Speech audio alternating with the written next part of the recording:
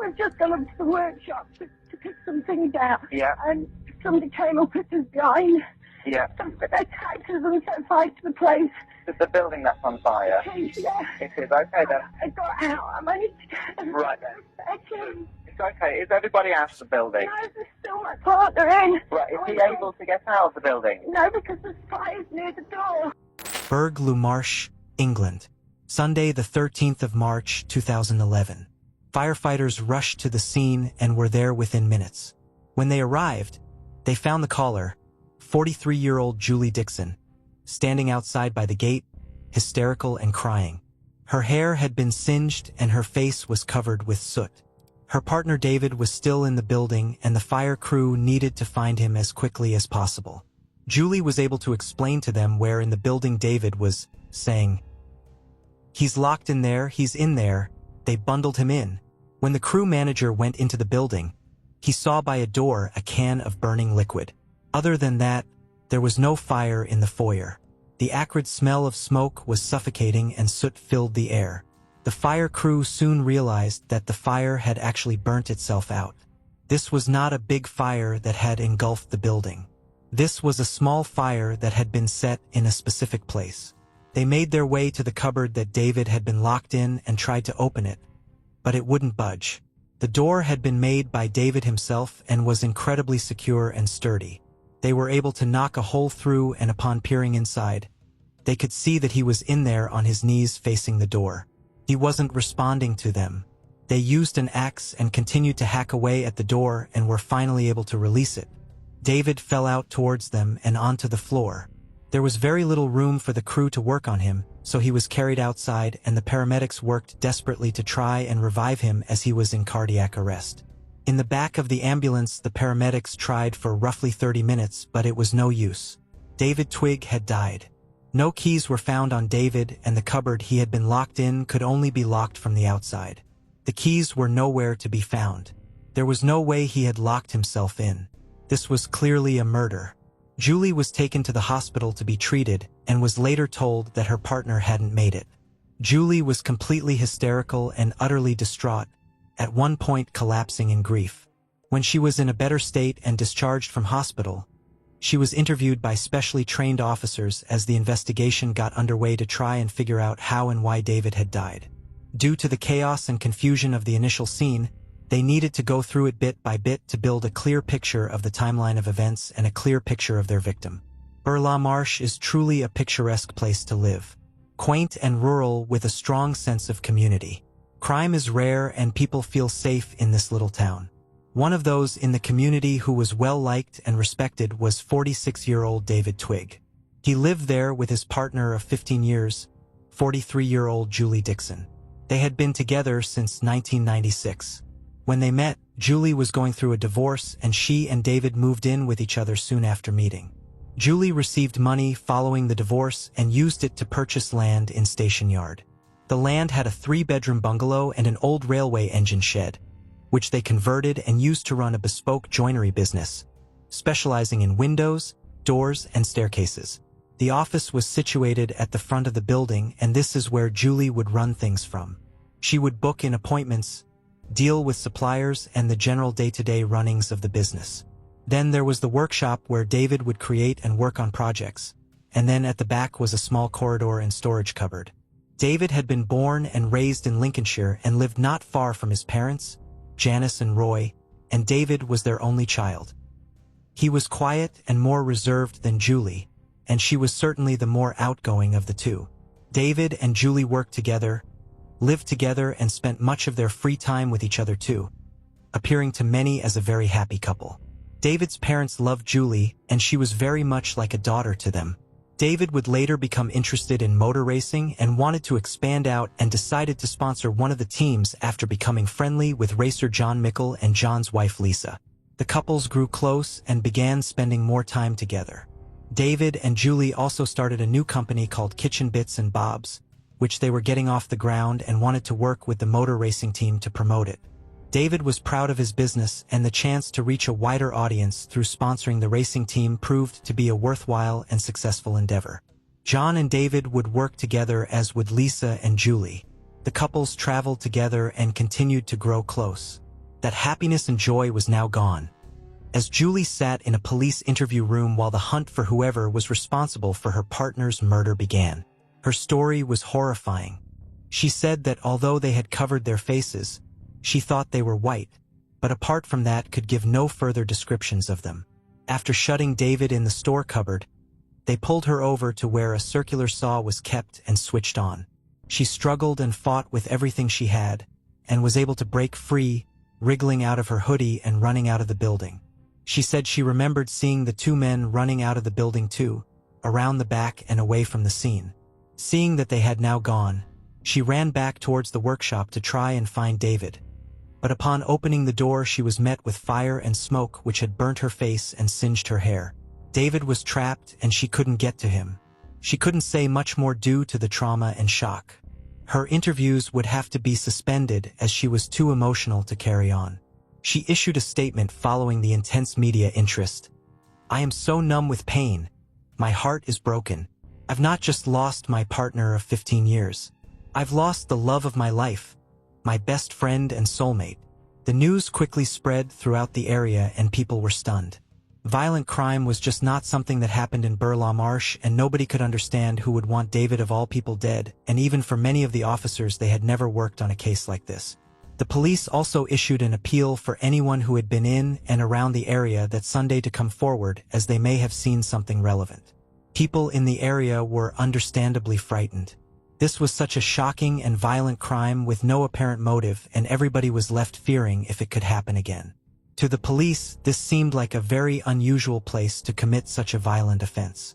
This was a quiet and rural place, and the property was described as being off the beaten track with limited access points. It was not the kind of place you stumbled across. You had to know where it was and have local knowledge. The following day, Monday the 14th, Lisa Mickle received a call at around 7 in the morning from her friend Julie, who was inconsolable and crying. She kept saying, he's dead. But Lisa didn't know what she was on about and continued to ask her who it was she was talking about. When she replied it was David who had died, Lisa tried to get more information, but Julie could only say a few words like fire, masked men, and attacked. Lisa immediately grabbed her keys and made the 4-hour trip to Lincolnshire to support her friend. Julie was at her parents' house when Lisa arrived, and she was clearly in shock. Lisa could not believe it when she saw Julie, who was rocking in a chair, with her hair singed and her face burnt. Julie told Lisa that she and David had gone to go and lock up. She had asked him to go and get a light bulb from the cupboard, and suddenly they were set upon by the intruders, who had locked David in there before starting the fire. A few weeks before David's murder, Julie had called Lisa in a very distressed state and said that her phone line had been cut off and then restored, as had her electricity. She was worried that it was someone targeting them. Lisa immediately told this to the police. Following this, specialist search teams conducted fingertip searches of the surrounding area to see if they could find anything. And in some shrubbery and mud, the keys to the door had been found on land belonging to a neighbor. There were no fingerprints or DNA, but finding them in that location supported Julie's version of events that the intruders had run off in that direction after starting the fire. The post-mortem results came back, and it was found that David Twigg had died as a result of the products of combustion, which are the poisonous gases that are caused following a fire, and smoke inhalation. Soot was found in his stomach and lungs. This meant that when the fire had started and continued to burn, David was still alive and breathing. In order to ascertain a possible motive, a financial investigator was brought on board. This unearthed some very interesting evidence. The business had come under intense financial hardship, and Julie had hidden the extent of this from David. She was the one in charge of the finances and administration of the business and never told him about the mounting debts that were piling up rapidly. The financial investigator discovered that none of the creditors, nor anyone from Her Majesty's Revenue and Customs, had actually spoken to David throughout any of this. They had always spoken to and dealt with Julie. She had even hidden from him that a warrant had actually been issued for his arrest for not cooperating with the official receiver after he had been declared bankrupt in October 2010 after owing HMRC thousands. She would tell officials that David was unable to deal with it, saying he was abroad and that he was also terminally ill, neither of which were true. The warrant for his arrest had been issued 3 days before his death. The police also found out that the post had been diverted to a local garage and Julie would be the one to go and pick it up. This was so that David would not be privy to any of the letters that were sent to them. He had started to become aware of some of it after he was shocked to discover that Julie had actually remortgaged to inject money into the business. Considering the financial trouble they were in and the enormous debts that had been racked up, officers were curious as to why Julie had made no mention of this. A fire investigator went to the scene and it was his job to work out how the fire had been started. It was a difficult job as fire can often destroy vital evidence that helps piece together the story of a crime scene. Forensic officers were also trying to find fingerprints and DNA left by the alleged assailants. Based on the evidence, it was believed that the fire had been started after petrol had been poured onto the floor of the foyer. There was a red molten object on the floor, believed to be a part of a can of fuel. And in the workshop, placed on top of a blue barrel, was a red petrol can. This appeared to be staged, and not the result of people running away after quickly starting the fire. The police then called in a police dog handler for their assistance, and an expert was brought in from Derby with a Springer Spaniel dog. They took the dog around the crime scene, and it too was able to detect and indicate that an accelerant had been used. As they carried on investigating, they discovered that the local garage had surveillance cameras and someone was caught on camera purchasing petrol on the morning of the blaze. It was none other than Julie Dixon. This was also something she had failed to mention. When asked by the police why she had done this, she said that they had been doing some work in the garden and she needed to go and get some petrol for the lawnmower. Another thing that struck the officers as very strange was that Julie had a BlackBerry mobile phone but told them she didn't know the PIN and therefore couldn't give them access to it. To try and gain access, the police contacted experts in Canada to see if it could be accessed without the PIN and without the data being lost, but this was not possible. She had been using it up until the day of David's murder, so nobody else had accessed it and nobody else had changed the PIN. Why now was she saying she didn't know it? 2 months after the murder, David's body was released to his family so they could have a funeral for him. The couple's friend Lisa was shocked by Julie's behavior. Julie was cracking jokes, being loud and inappropriate, a far cry from the devastated woman who had called 999. Her behavior was erratic and attracting attention, and Lisa said she began to feel in her gut that something was very, very wrong. As time ticked by, Julie's behavior continued to raise suspicions. Lisa recalled that at one motor car race meeting, when they arrived there had been a police car there. At the sight of this, Julie for no reason exploded and began to scream and shout and hit things around her. She then started to cry and rock back and forth. As Lisa tried to find out what was wrong and what had sparked this reaction, all Julie could say was, "I'm sorry. I'm sorry. I'm so sorry."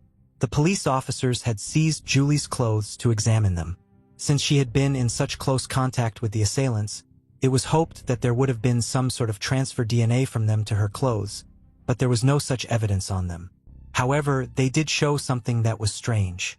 Traces of petrol were found on her clothes, and they could not have come from the fire. They had come from pouring the petrol. Her injuries were also not consistent with her being hit by a backdraft after opening the door, which is what she said had happened. More disturbing evidence came to light when laptops and computers from the home were looked into. In December 2010, just a few months before David's murder, the couple's computer was used under an account named Julie. Several internet searches had been made. The thing that kills you and does not show on a postmortem. How can I disguise tablets in food? I've tried to disguise tablets in chocolate syrup, but it still does not work. Chocolate syrup had been ordered online. Julie had collected and signed for the delivery. She had also mentioned to her friends that she was not happy in her relationship and wanted to start a new life with David out of the picture. All of this new information made the officers investigating David's death see her 999 call in a whole new light. When she called, why hadn't her first information been that her partner was trapped inside a burning building? Why had she made such a point about the intruders and where they had gone in the workshop when the more vital information was that David was still in there? Julie's story was falling apart. The 6th of June, 2011. A suspect was arrested and taken to Skegness Police Station to be interviewed. 43-year-old Julie Dixon. She went into the interview room with her solicitor and, to the shock of the police, They were given a prepared statement. In relation to the death of my partner David Twigg, I wish to say the following. David and I decided that day to jointly commit suicide in the workshop. David poured petrol, which I had bought for the lawnmower. She then said that she took the matches, set one alight and then tossed it onto the petrol. As the fire started and the flames spread, she said she panicked and ran away, leaving David locked inside. She said she accepted that, by my actions through our suicide pact, I am responsible for the death of David. I realize that in panic and fear I have misled the police as to what happened and I apologize for this. The police were stunned. This was the last thing they had been expecting her to say. When she was asked to elaborate and provide more information, all she said was no comment. David's friend John Mickle, Lisa's husband, refused to believe that this had been a suicide pact, as did many others. There was simply no evidence to suggest that David was unhappy, let alone intent on harming himself. The police hadn't charged her and they were running out of time. They too did not believe that this was a suicide pact gone wrong. They believed that this was more than likely a case of her trying to shift blame and not take responsibility for what she had done to him. So they spoke to the Crown Prosecution Service and the decision was reached that Julie Dixon would be charged with the murder of David Twigg. This happened the following day on the 7th of June.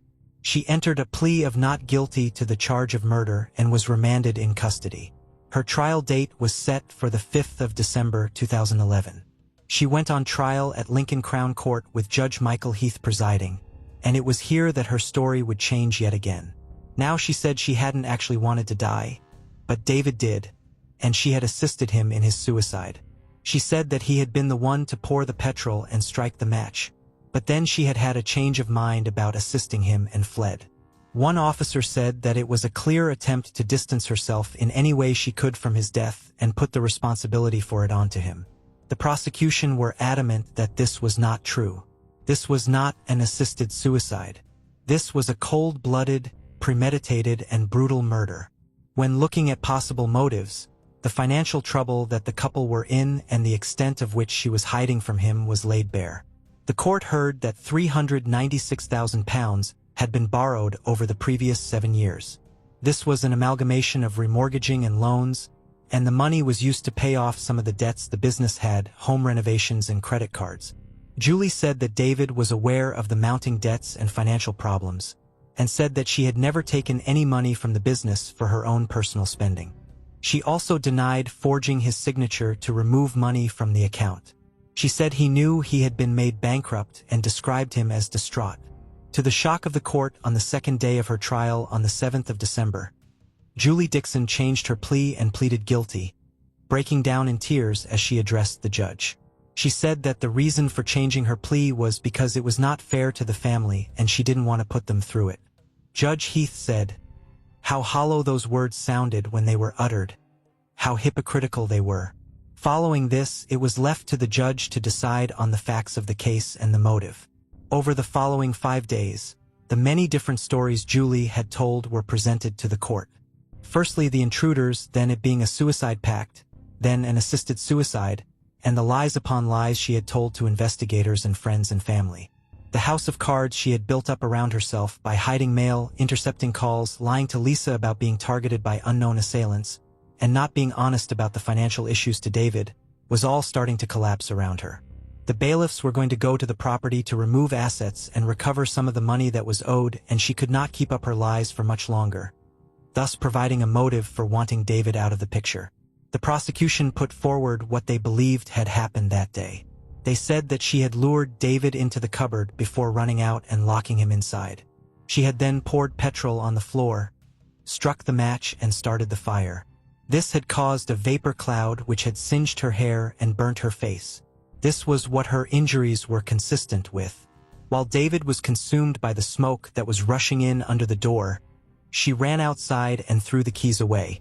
She then went to the bathroom in the bungalow to wash her hands and saw in the mirror that she had been injured by the vapor cloud.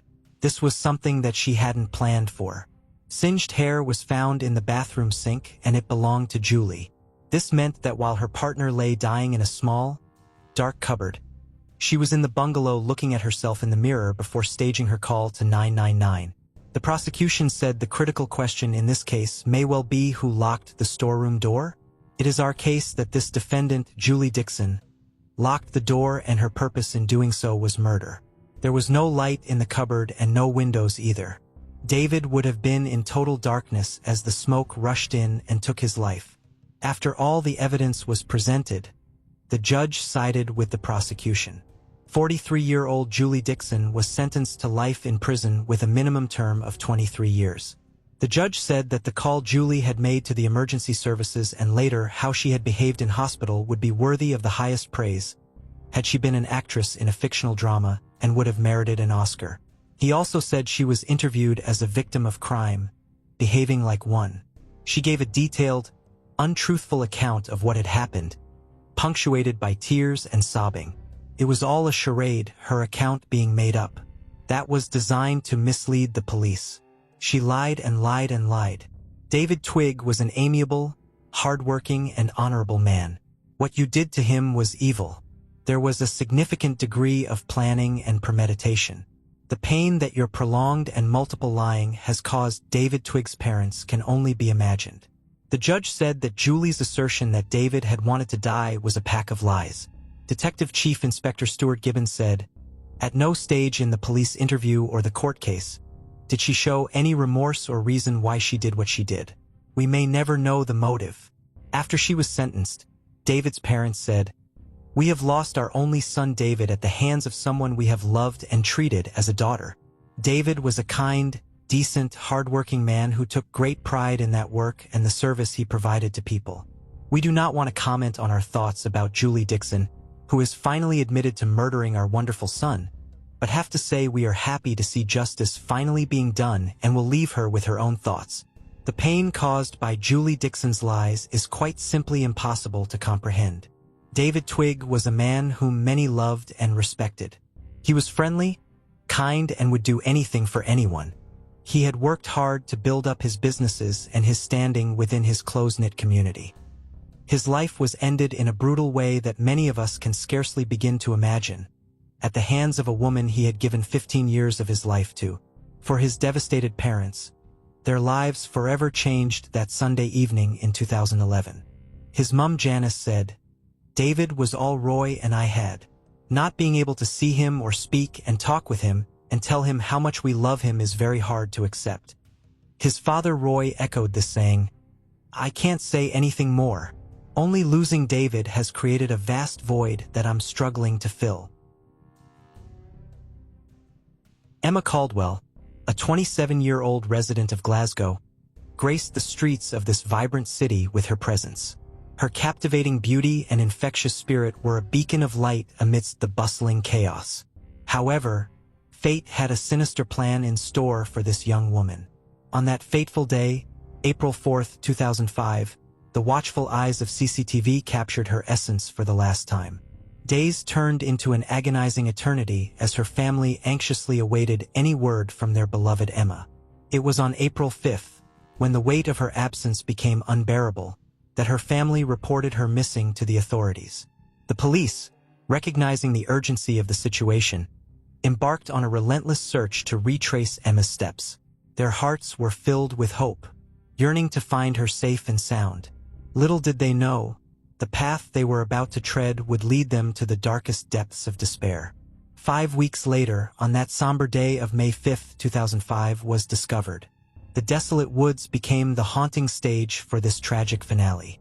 There, in the solitude of nature's embrace, lay Emma's lifeless body, stripped of all clothing, vulnerable to the elements that had mercilessly claimed her.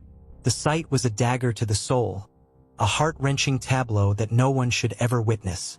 The grim reality was devastating, for her body bore the cruel marks of an unforgiving fate. She was not merely found, she was strangled. Her once vibrant eyes now forever closed, her once lively body now a haunting shade of blue. Emma Caldwell, a name that will forever be etched in the annals of Glasgow's history. Who was she, and what sequence of events led to her gruesome fate? Join us on this harrowing journey as we unravel the key evidence in this perplexing puzzle. In the heart of Glasgow, a city that has seen its fair share of darkness, Emma's story stands as a testament to the resilience of its people. Despite the city's reputation for crime, its inhabitants remained steadfast, united in their support for one another. Emma's absence left a void that perhaps holds the answers to the enigma that surrounds her. In the depths of South Lanarkshire, in the quaint village of Roberton, a glimmer of hope emerges. It is there that we may find the missing pieces to reconstruct Emma's tragic tale. The tale of Emma Caldwell, discovered in the woods, reverberates throughout the land, serving as a poignant reminder of the enigmatic nature that can sometimes permeate even the most captivating corners of Scotland. Emma Caldwell, born on September 2, 1977, in Scotland, was raised by her devoted parents, Margaret and William Caldwell. Throughout her childhood, Emma enjoyed typical pastimes, but it was horse riding that truly ignited her passion, bringing her immense tranquility and happiness. However, tragedy befell her family, forever altering the course of her life. At the age of 20, Emma experienced the devastating loss of her sister, Karen Caldwell, an event that profoundly impacted her. As grief cast its shadow over her existence, Emma's world began to shift dramatically. In her search for solace, she found herself grappling with overwhelming emotions, battling a pain that seemed insurmountable. Within the sanctuary of the stables where she worked, Emma stumbled upon heroin, a tempting promise to numb the ache in her heart. Thus began a harrowing journey, overshadowed by the relentless grip of addiction. Despite her parents' earnest efforts to extend a helping hand, found herself ensnared by the clutches of heroin.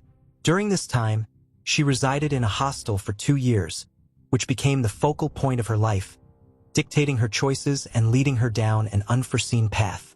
To sustain her habit, Emma turned to the streets of Glasgow, engaging in sex work to meet the insatiable demands of her addiction.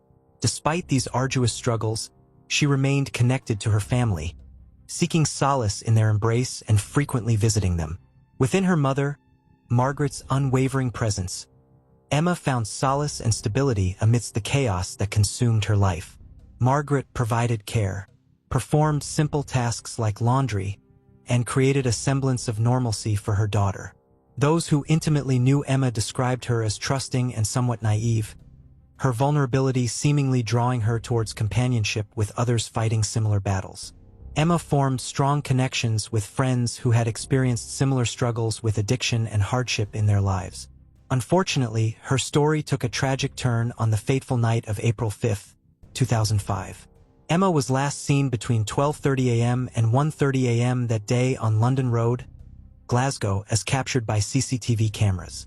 She left her hostel and headed towards Glasgow's red light district, but she never returned. Her sudden disappearance left her family desperate, and they tirelessly searched for her, night after night, hoping for her safe return. 5 days later, on April 10, 2005, her family reported her missing, intensifying the efforts to find her. Sadly, after 5 weeks, Emma's lifeless body was discovered in the woods at Robertson, South Lanarkshire on May 8, 2005. She had been stripped naked and choked to death. The site where her body was found was filled with unrelated items, painting a grim picture of the prevalent sexual activity in the area. The investigation into Emma Caldwell's tragic death was a complex and determined pursuit that spanned several years. A dedicated team from Police Scotland, working closely with the Scottish Police Authority and the Crown Office, led the investigation under the guidance of a senior investigating officer, Detective Superintendent. They meticulously gathered information and left no stone unturned in their quest for answers. Initially, their focus was on retracing Emma's steps. They carefully reviewed CCTV footage, interviewed witnesses, and traced her digital footprint. Through this process, they were able to determine her last known movements, which occurred between 12:30 a.m. and 1:30 a.m. on April 5, 2005, on London Road, Glasgow. This information helped them establish a timeline of events. The police also shared an image of a jacket similar to the one Emma was wearing in the CCTV footage. The missing dark brown suede jacket with an imitation fur collar and cuffs, along with the dark-colored handbag, still eludes discovery.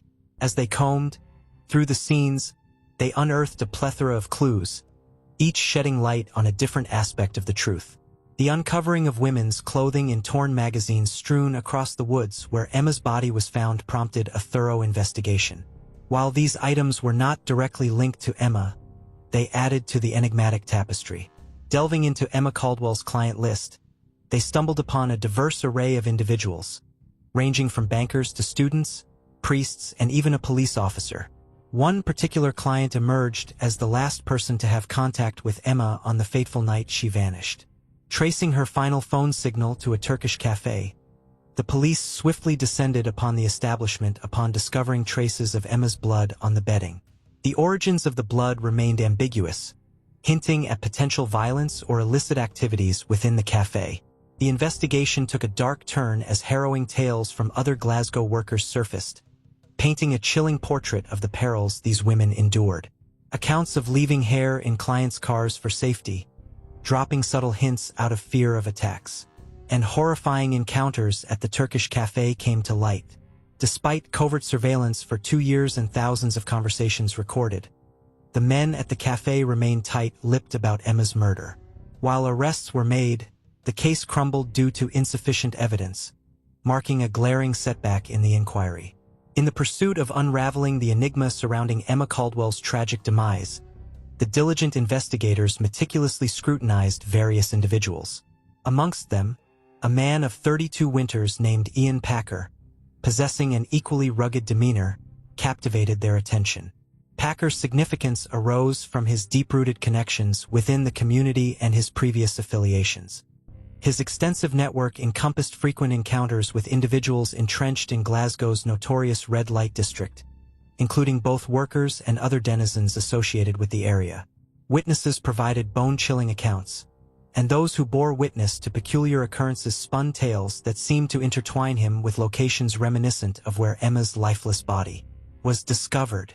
Packer's recurrent interactions with the authorities, coupled with his disconcerting past, aroused suspicion. The investigation into the untimely demise of Emma Caldwell encountered numerous obstacles, concealing the true veracity of the matter. As detectives delved deeper into Emma Caldwell's case, 5 individuals found themselves under the piercing gaze of suspicion. Amongst them, the most prominent figure was none other than Ian Packer. Packer, a frequent patron of Emma's services, emerged as a central figure due to his incessant interactions with her. A multitude of sex workers expressed their unease regarding his recurring presence alongside Emma, deeming him a dubious character. Their vivid recollections recounted instances of coercion, explosive fits of rage, and aggressive behavior, often transpiring in secluded woodland areas akin to the location where Emma's lifeless form was discovered. Apart from Packer, the investigative spotlight also illuminated 4 other men: Hussein Kobanoglu, now 63, hailing from Irvine; Halil Kandel, a 42-year-old man from Qatar; Abu Bakir Anku, 39, from Springbogue; and Mustafa Soylames, who was 44 years old. Initially charged with Emma's murder in 2007, their names were thrust into the realm of suspicion. However, within a year, the case crumbled under the weight of police and prosecution errors, plunging the investigation into disarray. Packer, cunningly evading charges, precipitated a costly £4 million endeavor christened Operation Guard. Translated transcripts were fiercely disputed, and surveillance recordings failed to provide unequivocal evidence, leaving the truth shrouded in darkness.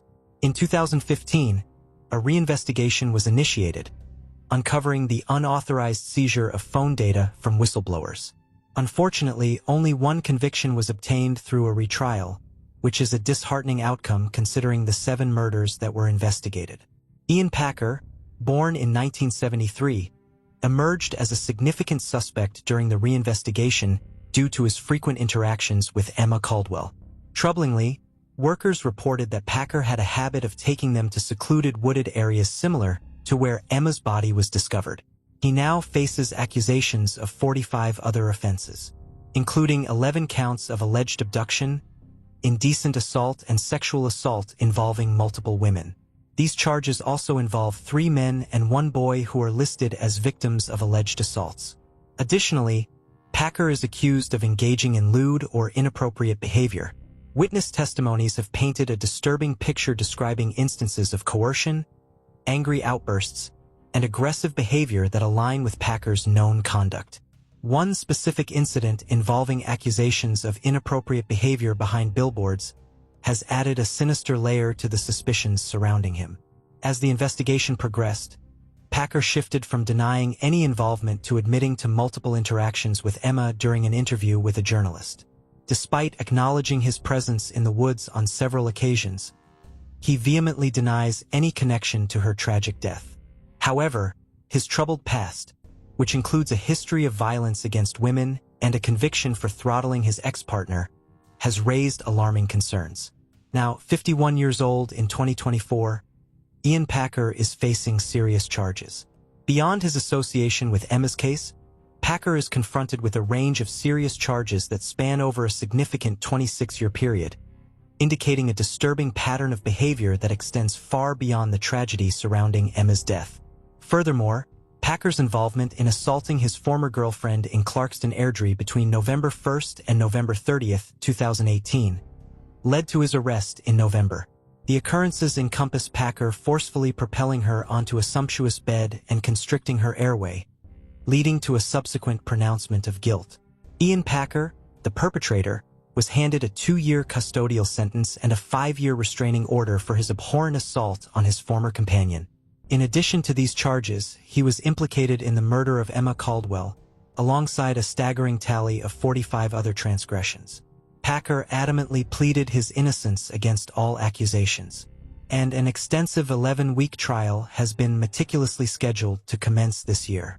These unfolding events serve to further entangle the intricate web of Packer's character, shedding light on a sordid past marred by a series of criminal misdeeds, which may potentially intertwine with the ongoing investigation into the untimely demise of Emma Caldwell. Rural Oklahoma community was left in shock by the tragic events that unfolded in 1999.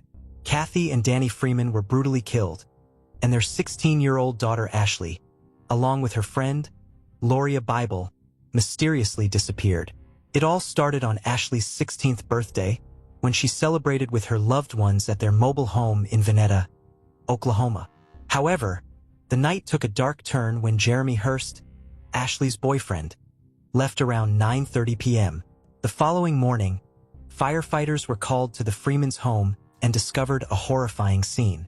The house had been engulfed in flames and the bodies of Danny and Kathy were found inside.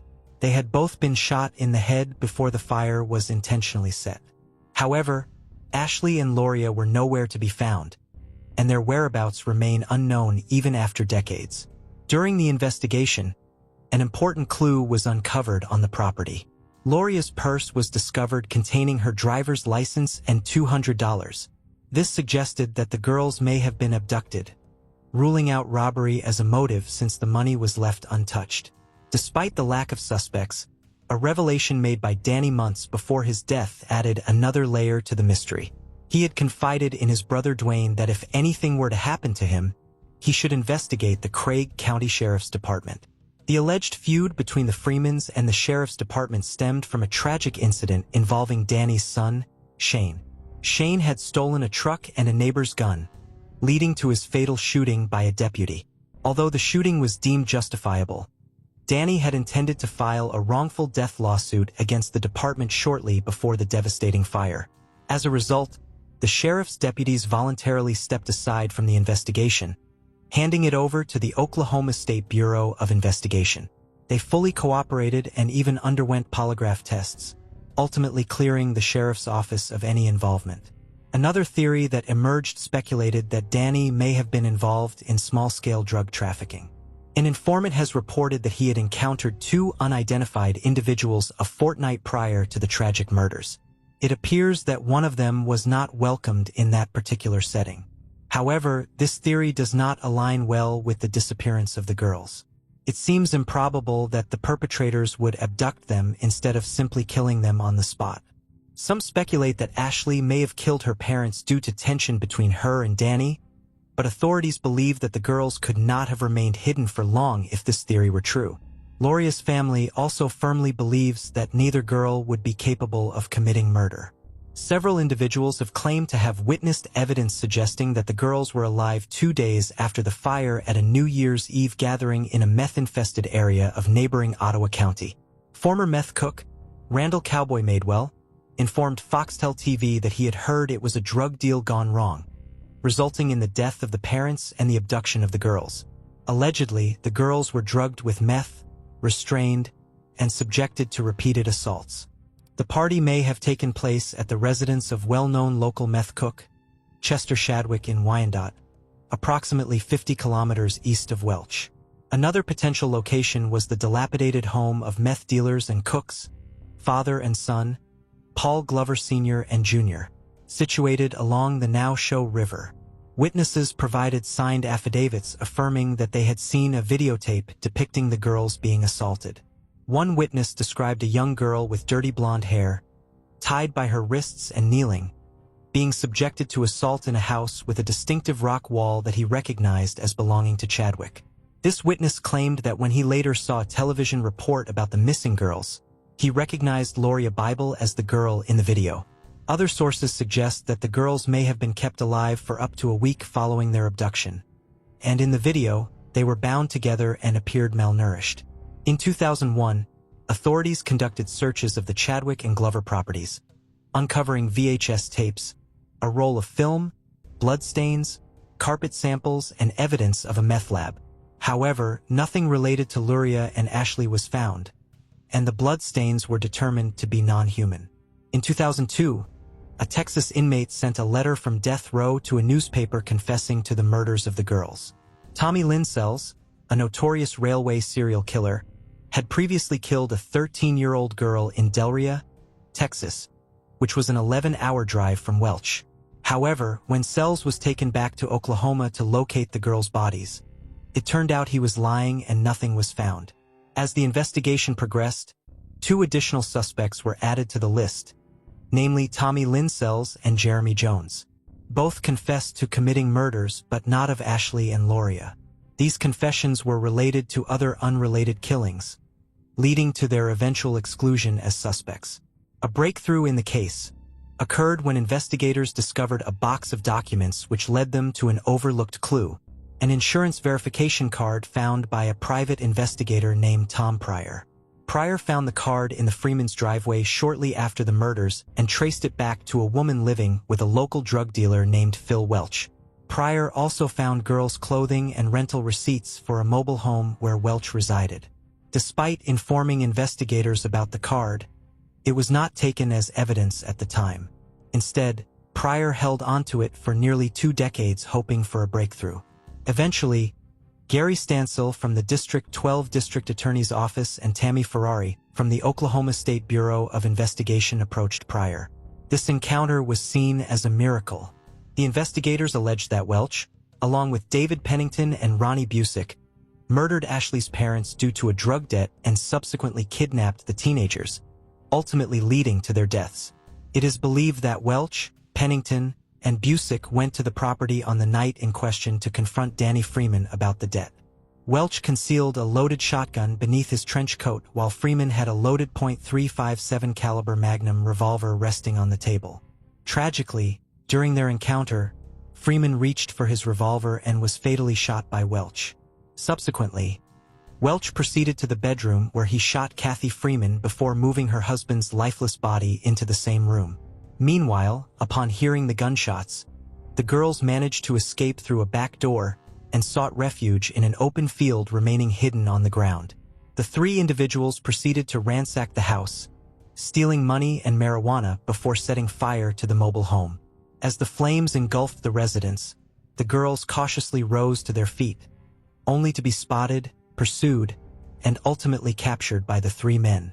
The girls were then transported in Pennington's truck along rural dirt roads covering a distance of 40 kilometers until they reached Welch's mobile home in Pitcher.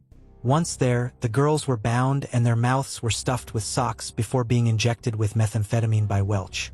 Among the 3 men involved, only Busick remains alive, vehemently denying any involvement in the girls' abductions and murders. In the summer of 2020, Busick pleaded guilty to being an accessory to the murders of Kathy and Danny, although the whereabouts of the missing teenagers still elude investigators, despite numerous attempts to locate their remains in mine shafts and crude cellars. Stansel, however, continues to hold on to hope that the girls' remains will eventually be discovered, providing closure for their grieving families. I simply cannot fathom that after coming this far, God would lead me to a dead end, expressed Stansel. Ronnie Busick, charged with 4 counts of first-degree murder, struck a deal and pleaded guilty to withholding information related to the case as well as being an accessory to first-degree murder. He received a 10-year prison sentence, along with 5 years of probation. The possibility of his release hinges on whether he assists the police in locating the girls' bodies. August 2014. Today we're in North Texas where we find 23-year-old Christina Morris. Her dad Mark said from a young age she just loved being around people and making friends, never want to be shy or hold back, and the first one to put her hand up or volunteer to do something. Her parents divorced when she was a baby and she lived mainly with her dad, stepmom Anna and siblings, but always saw her mom Johnny, who called her the love of her life. And when Johnny remarried her stepdad Ronnie, Christina's family got even bigger, with her saying it was just like having 2 moms and 2 dads. Everyone was just that close. After getting her degree in marketing, she started working for an online dating service and had just been told she could start working in the photography department. Photography and design were big passions for her, and this was an exciting next step. Christina was in a year-long relationship with 23-year-old Hunter Foster, but the pair went back so much further, knowing each other since the 7th grade. They had been long distance for a while, as he was an aspiring model and actor spending time in New York. But now he was back in Texas and they had started living together in an apartment in Fort Worth. The couple had definitely had their fair share of ups and downs. Being long distance had been challenging, and to go from that to living together had been an adjustment to say the least. Hunter was also out of work currently and partying a lot, and Christina was working all the time. There was a lot of pressure on her to support them both. Friday, August 29, 2014 was the start of Labor Day weekend and people wanted to be out with friends celebrating and throwing parties. Christina was no exception. She and Hunter had been fighting that day, and from her car she called her friend Taylor to talk about the issues she was having with him, worrying about what their future realistically looked like. Taylor calmed her down and Christina decided she wasn't going to let this ruin her night. She wanted to get dressed up, see her friends, and take her mind off things. She took a selfie in her car and then set off on the 45-minute drive from Fort Worth to Plano to meet some old friends from high school for a reunion. The first group gathered at an apartment belonging to Paulina Petrosky, and at around 11 p.m. they were having drinks in an area called the Shops at Legacy, firstly at Henry's Tavern, then another bar called Scruffy Duffy's. Christina, Paulina, and 2 more people, Sabrina Boss and Enrique Orochi, were all picked up on camera walking down a street at 11:35 p.m. When the last call for drinks rang out, they returned to Paulina's apartment with several more people from school. People at the party said everyone was pretty drunk, but Christina only had a couple of drinks in case she decided to drive home. She was also a little despondent because of the fighting with Hunter, and her mood was very up and down. At 2:12 a.m. Christina texted Hunter asking him to pick her up as she couldn't find her keys. But he was also out drinking with friends in downtown Dallas and didn't see her message. She was upset that she couldn't get hold of him and tried sending several more messages, but he didn't reply. She briefly contemplated staying over at Paulina's but decided against it when she finally found her car keys. She wanted to see Hunter, sort things out, and was going to drive back. As her battery was on its final bars, she texted Hunter again saying, "I'm sorry. I really am sorry. Why can't you talk to me? Good night. I hope you're okay. Because I'm not. Phone's dead." Then she left Paulina's and started walking to her car. It was just before 4 a.m. and the night was definitely over for everyone. As people began to stir a few hours later, some slightly worse for wear, people were texting each other to make sure everyone got home okay. But Christina wasn't replying to anyone, and her phone was going straight to voicemail.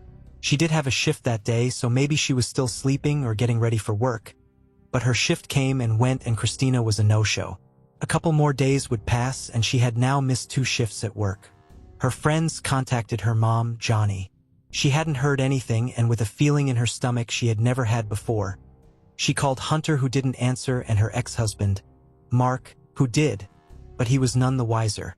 At 11 p.m. on the 2nd of September, a missing persons report was filed. Detectives went to Paulina's apartment, and she told them where Christina had left her car that night. When they got to the parking lot, alarmingly, her car was still there, parked up on the first floor, still locked. When Mark and Anna got there at about midnight, they opened it. Neither her phone nor bag were in there. There didn't appear to be any signs of a struggle nearby. Her car doors hadn't been forced open, and nothing appeared to have been dropped on the ground either. She definitely hadn't reached her car that night, so something had happened to her on the way. Paulina told police that she saw Christina leave her apartment with Enrique Orochi, but what happened after they left? She had no clue. What did she know about Enrique, they asked. The answer was very little. Paulina herself had only met Enrique a couple of months beforehand, and the only thing they had in common with him was the fact they went to school together, but hadn't ever really spoken. They knew his face, but they didn't really know anything about him. However, given the fact it was a school reunion, she had invited him along to join. Detectives gave Enrique a call, and he said he wanted to help as best he could. Unfortunately, though, his memory was hazy. That night he had about 10 shots, 5 or 6 beers, some Adderall and weed, and that was just what he could remember. He said he'd spoken only a few words to Christina over the evening. He added that when he mixed drinks, he sometimes blacked out and forgot big chunks of time. He said they left the apartment together, but they split up as they reached the end of the apartment complex. She walked off on her own in a different direction. Enrique remembered her making a phone call to someone and heard her raising her voice, although he didn't know the ins and outs. She had been fighting with Hunter all day, and police had to establish that he hadn't come to pick her up or meet her on the way, and something bad had happened. He hadn't tried to make contact with her, and he hadn't reported her missing to anyone. Hunter told detectives that when she didn't come home, he assumed that she was staying with her parents, or maybe she had been picked up for a DUI. He'd lost his phone while he was out, which was why he was off the radar, and he said in general he was just distracted with other things. Records showed a call from Enrique's cell phone at 3:50 a.m. to Hunter. It seemed Christina was also trying to use his phone to get hold of him. The phone call was followed by 2 text messages, one at 3:53 a.m. and one at 3:55 a.m. They asked to look through Hunter's phone, but he said he felt uncomfortable handing it over and would rather leave the station if he was free to do so. They thought it was definitely an odd reaction to have, considering his girlfriend of a year was missing under quite serious circumstances, but given the fact they had been arguing, it was possible he just wanted to give them both space, and everything he was saying was totally plausible. And a few calls to his friends did completely rule him out. He could be accounted for all night and over the following days. Using cell phone pings and bank information, it was also confirmed that Hunter had not been near the Plano area at all. Later, it would turn out he had sold drugs to an undercover federal officer in downtown Dallas, which was why he did not want to hand over his phone, and which would also become part of his alibi. Police were at square one again and circled back to the people at the party. Enrique Orochi, even people at the party, said it was really strange to hear his name in these circumstances. Enrique hadn't even paid attention to Christina that night. The pair had barely spoken. He was far more focused on another guest, Sabrina, the 4th and final person on the CCTV at 11:30 p.m., walking down the street to the bars. Things had got awkward at Paulina's apartment when Enrique refused to move off the seat because he wanted to sit next to Sabrina, getting angry when she didn't want to sit with him. Sabrina eventually went into the spare bedroom to sleep, and a few minutes later, Enrique followed her and saying, "Fine, I'll just go home." He then started getting ready to leave, tagging along with Christina as she was leaving too. Another guest and friend of Christina's, Steven, had called her about 10 minutes after she and Enrique left to see if she'd made it to her car. She told him that they were almost there and that she would text him when she was. At this point, she was not on her own, as Enrique had said. She was still with him. 5 minutes later, Steven texted her again to see if she got there, but she didn't reply, and the messages were being delivered as green, indicating she had no service. This was further confirmed by CCTV, which had picked up both Enrique and Christina walking together. Firstly, just outside a bank heading in the direction of the parking lot, and secondly, just as they were walking into the parking area. A clip of CCTV can't always show a full picture, but police felt confident that it looked as if she was walking with Enrique willingly, sometimes even trailing behind him, and it didn't look like she was under any duress. Unfortunately, the cameras pointing at Christina's car on the inside was only activated by motion and nothing else was picked up. Nothing until 3 minutes later when another camera showed Enrique's car pulling out. But Christina's car never moved, and she never left on foot either. The only way for her to have left that building was in someone else's car. The only conclusion to draw was that it was Enrique's car she was in. The only other car that was picked up leaving the parking lot at around the same time was confirmed to be an Uber driver looking for his passenger. Both the driver and passenger could be accounted for as they followed more cameras and phone pings, and they confidently ruled both out. After they saw this footage, they asked Enrique to come into the station again. They pulled out a diagram of the parking area and told him to point to where everything had happened. He told them the same story and said he was parking in a totally different area, which would have required him to enter through a different way, and they had separated long before they got there. Police showed him the footage, knowing this was just not true. He suddenly went quiet, seemed a little surprised and hesitant, but then he had a change of story, and told the detectives that he and Christina had indeed walked to their cars together. The pair were in fact parked near each other, and perhaps during the night he had moved his car and forgotten. But still, police did not have any footage of her entering his car. No physical evidence at the scene and no motive for why he might be involved. Detectives asked to search his car, but he said he had a business meeting the next day, so he needed his car to be available for it. He had scratches and bruises on his body, bloodied knuckles, and a mark which police thought might be a bite. He said these were all injuries that came from fixing his car. A tire fell on him which bruised his arm, and in a rage he punched his car, leaving a dent in the side of it. But then he changed his story again and said he'd been in a fight but didn't say who with. When he finally let them look at his vehicle, it was clear it had been recently vacuumed and cleaned. They saw the dent he was referring to, but they didn't have a proper warrant to look any deeper. Enrique was allowed to leave again, and police said he was not considered a person of interest in her disappearance at this time. They were still waiting on phone data analysis and were hoping this would show where he went after he left the lot. Enrique was a manager at an Allen Sprint store and had a shift that Saturday at 8 a.m., just 4 hours after he was seen with Christina. When they spoke to his coworker, she said he was 3 hours late to start his shift, and when he got there it was pretty obvious that something wasn't right. They said he looked like S******, walked with a limp and was complaining his ribs hurt. He was out of sorts all day. The reason he was late was because he had stopped at a car wash beforehand. The cameras at the car wash showed Enrique staring at his trunk for a while before opening it, scrubbing it and cleaning everything out. It was now 5 days into the search, and helicopters and drones were scouting the Plano area too. There was not a single clue anywhere, and despite a huge push for the public to come forward, her family giving out flyers to anyone that passed, no one had any information. The reward had now increased to $25,000. Their last real shot was Enrique and Christina's phone data, which would show which towers they pinged off, and since they walked into the parking lot, their phones had both been pinging off the same cell phone towers. At 4:56 a.m., Enrique and Christina's phones were pinging off the same cell phone towers for over an hour since the CCTV footage. At that point, her phone ran out of battery, but his continued to ping off of towers for another 30 minutes before he got to his house.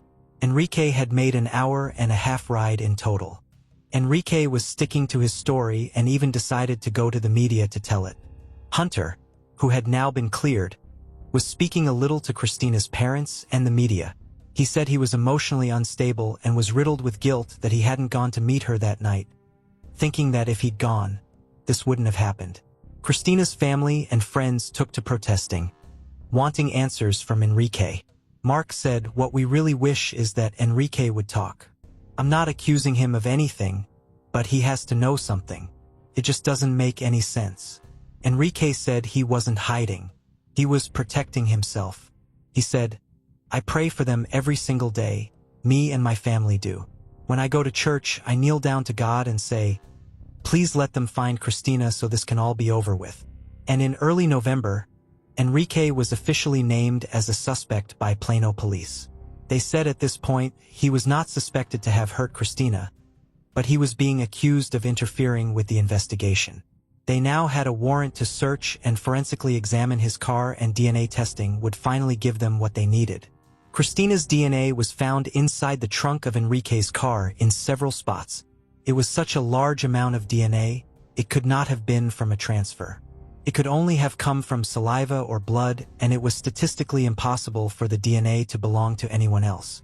In December 2014, Enrique was arrested on aggravated kidnapping charges. Police said given what they had found and the fact there had been no activity on her accounts, they were presuming she was dead. But without her body, no idea how she had died or where she might be, the most they could charge him with was kidnapping. A month later, a grand jury indicted him on aggravated kidnapping charges and 4 counts of sexual assault of a child. In regards to the child abuse charges, police said the 22-year-old had had sex with a 16-year-old. He claimed he was dating at the time, but these charges were later dismissed. According to court records, the grand jury believed he intended to inflict bodily injury, sexually abuse, and terrorize Christina by intentionally or knowingly abducting her, by restricting the movements without her consent so as to interfere substantially with her liberty, by secreting or holding her in a place where she was not likely to be found.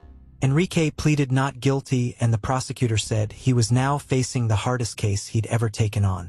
Enrique opted not to testify. There were 2 theories investigators and prosecution had about what happened that night.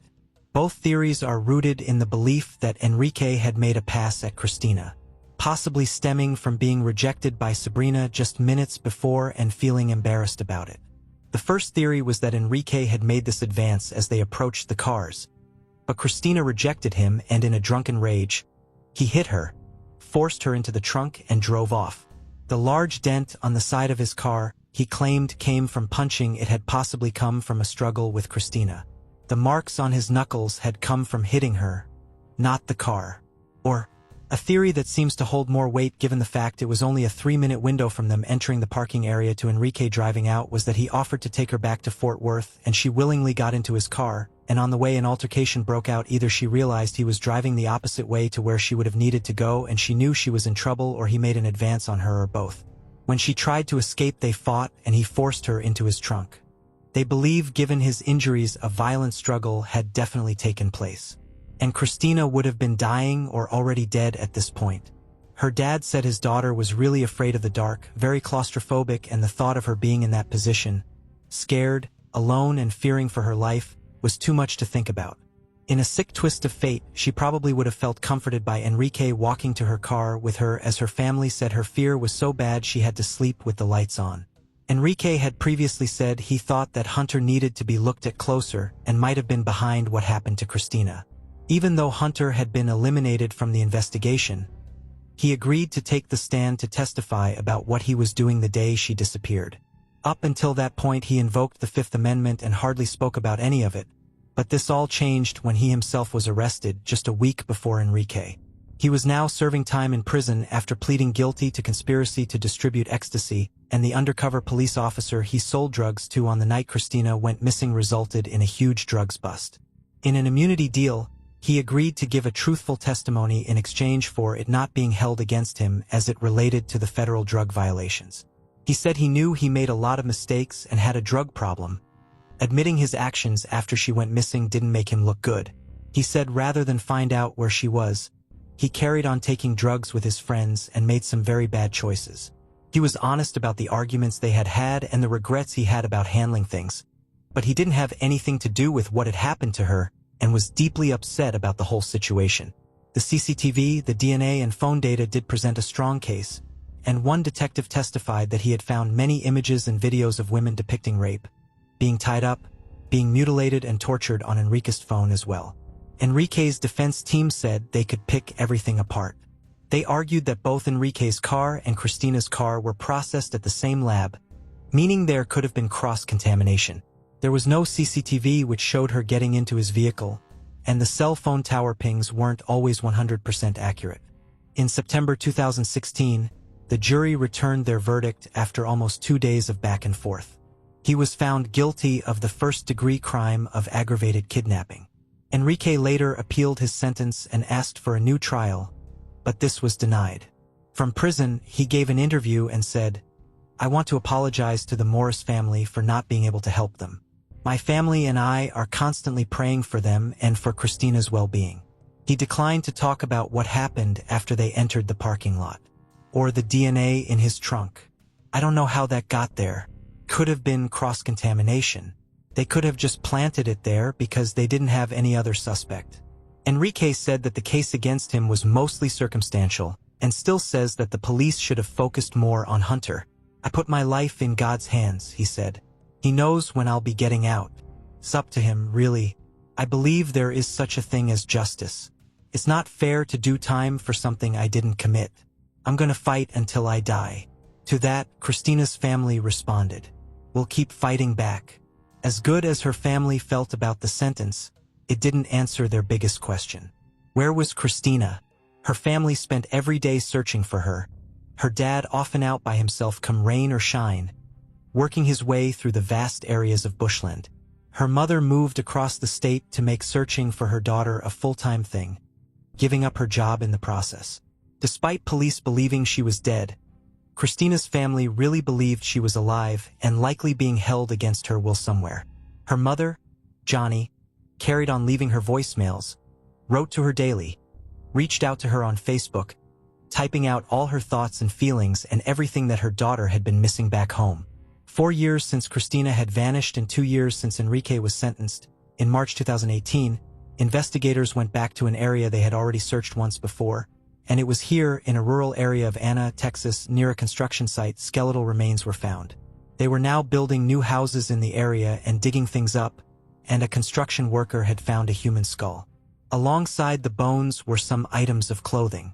The bones and clothing were soon positively identified as 23-year-old Christina Morris's. But 4 years later, it was impossible to determine how she had been killed.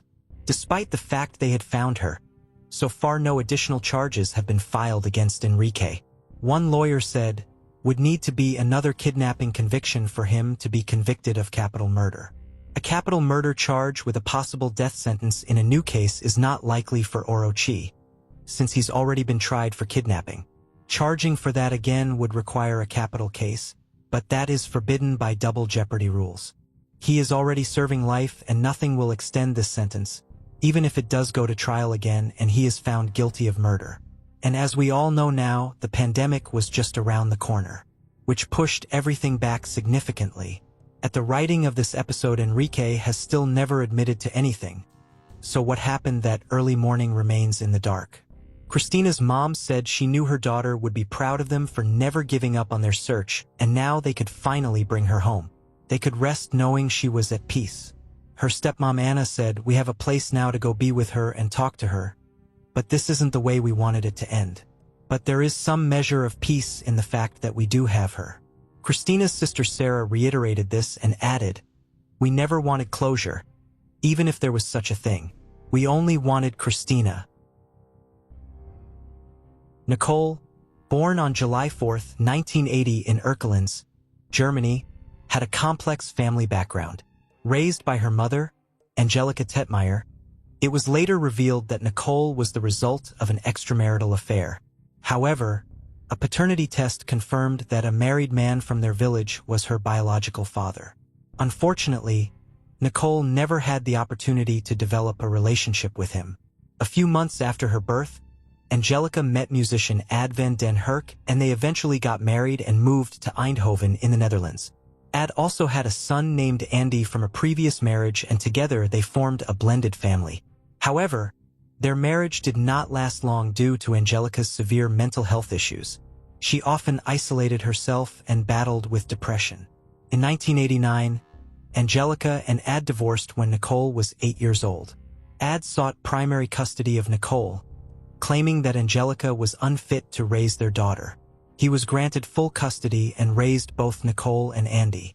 As a musician, Ad frequently traveled, which meant that Nicole and Andy spent most of their time with their grandmother. Despite Angelika's mental health struggles, she and Nicole did not have a typical mother-daughter relationship. Eventually, Ad met another musician named Yolanda, whom he married. Yolanda integrated well into the family, and they continued their musical careers together. However, Their busy touring schedule meant that Nicole and Andy were primarily raised by their grandmother in Eindhoven. Nicole had a strong bond with her grandmother and didn't mind this arrangement. Tragedy struck Nicole's life after Ad remarried, and when Angelica, who still harbored feelings for him, succumbed to her depression and took her own life in April 1995. This devastating loss shattered Nicole, as she had hoped to mend her relationship with her mother. However, Nicole's family and friends intervened and prevented her from falling into a state of depression that could have led her down a dangerous path, similar to her mother. Ad made it a priority to provide comfort and support to Nicole, while her friends also stepped in to form a much-needed support system. Nicole focused her mind and secured a job at a bakery in Wanstall, keeping herself occupied and preventing intrusive thoughts from taking over. Her loved ones described her as a trustworthy, responsible individual with admirable qualities. However, on October 6, 1995, these very traits raised concerns. Nicole left her grandmother's house early in the morning and rode her bike to work, a routine she never deviated from without a valid reason. When she failed to show up for work, her manager and the bakery owner contacted the police to report her disappearance. The police then reached out to her grandmother and father, who confirmed that Nicole had left for work as usual. A thorough search was initiated, with the police questioning people in the area and scouring the surroundings for any sign of Nicole or her bike. It wasn't until later that evening that Nicole's bicycle was discovered along the bank of the Dommel River. There was no trace of Nicole or her belongings. As investigators delved into Nicole's background, they considered the possibility that she had run away, a behavior sometimes exhibited by teenagers. However, her father dismissed this notion, stating that Nicole had not shown any signs of rebellion or a desire to leave. The search persisted, and on October 19, 1995, Nicole's backpack was found near the Eindhoven Canal. The investigators received numerous tips, amounting to almost 300 leads. Then, on October 24, 1995, a man contacted the police station, claiming to have information about the person responsible for Nicole's murder. The call abruptly ended before it could be traced, leaving investigators with more questions than answers. This completely changed the direction of the investigation. Police began interviewing Nicole's friends and family extensively, meticulously examining all the evidence in hopes of finding a breakthrough in the case. Yolanda, Nicole's stepmother, reportedly reached out to psychics out of frustration over Nicole's disappearance, adding to the complexity of the situation. They were advised to focus their search on 2 specific canals with the assistance of search and rescue police dogs. Investigators thoroughly searched the areas where Nicole might have potentially gone, but unfortunately, there was no sign of her. However, everything changed on November 22, 1995. A hiker passing through the woods between Mierlo and Lierop stumbled upon human remains. He quickly alerted the local authorities in the nearby town. The police arrived at the scene and already had suspicions about the identity of the remains. Through forensic testing, the remains were confirmed to be those of Nicole van den Herk, bringing the search to a tragic end. An autopsy revealed that Nicole had suffered multiple injuries, including fractures to her jaw, head injuries, and injuries to her fingers. She had also been sexually assaulted and fatally stabbed with a small knife, which caused a broken rib and internal bleeding leading to her death. The news that there was no evidence to identify her killer devastated her family even further. Nicole's funeral, held on November 28, 1995, was attended by a large number of mourners who wanted to pay their final respects to the beautiful blonde teenager. However, this was just the beginning of a long and arduous journey towards justice. Although Nicole's boyfriend at the time was interviewed, his identity and photo were not released due to his status as a minor. He was eventually cleared of any involvement in her murder, due to the lack of evidence.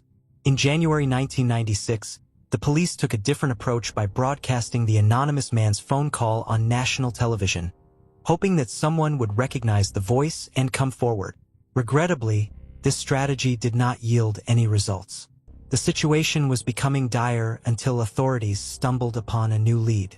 A friend of the van der Herk family, Celine Hartogs, was apprehended in Miami in February 1996 for drug trafficking. During her interrogation, She implicated the men she had been associated with in Nicole's alleged murder. She claimed that due to her knowledge of the crime, she was coerced into becoming a drug courier to safeguard her own life. Initially, Ad believed her and supported her assertions. However, as time passed, her narratives became increasingly fanciful. Upon further questioning, the police were able to unravel her fabrications and expose the flaws in her story. It was revealed that she had concocted the tale in an attempt to reduce her own prison sentence. Ad distanced himself from her account and continued his quest for answers in Nicole's demise. Both Ad and Andy were brought in for questioning between May and June 1996 regarding Nicole's murder, causing a stir in the small town. Despite the shock of investigating family members, the community remained steadfast in their belief that neither man could be involved. Following extensive interrogations, both Ad and Andy were cleared and released due to the lack of evidence linking them to the crime. Despite the increasing reward for information on Nicole's murder, no substantial leads materialized. The case grew colder as the years passed, with fewer investigators dedicated to solving it. In 2004, a new team of cold case detectives revisited the investigation, but once again, their efforts did not yield any breakthroughs. Nicole's death remained a mystery, gathering dust as time went by without any new developments. The family continued to grapple with the aftermath of Nicole's tragic passing, particularly impacting Andy, who shared a close bond with his stepsister despite being only 5 years her senior. After experiencing the tragic losses of Angelica and Nicole, he began to face psychological challenges. He turned to alcohol as a coping mechanism and battled with depression. Since Nicole's murder, he had distanced himself from his family and eventually decided to move to England in order to escape the painful reminders and memories associated with Nicole and the tragedy they endured. Meanwhile, remained in the Netherlands focusing on his music career and hoping for a miracle that would bring justice to Nicole's murder. However, Ad and Yolanda eventually separated and went their separate ways. Ad relocated to Spain but maintained contact with Andy through phone calls. Unfortunately, the emotional toll of Nicole's untimely demise strained their relationship over time. The situation reached a boiling point on March 8, 2011, when Andy made a shocking announcement on Facebook confessing to the murder of his sister and stating that he would be arrested.